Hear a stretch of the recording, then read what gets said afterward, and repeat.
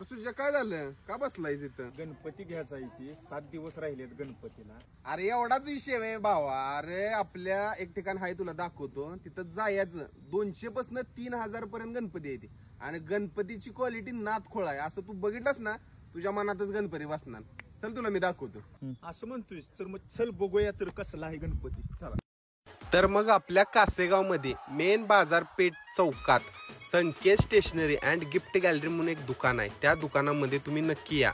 इथं आल्यानंतर तुम्हाला एक से बडकर एक गणपतीच्या अशा मूर्त्या आकर्षक अशा दिसणार आहे त्या. आणि इथं तुम्ही ॲडव्हान्स बुकिंग सुद्धा करू शकता.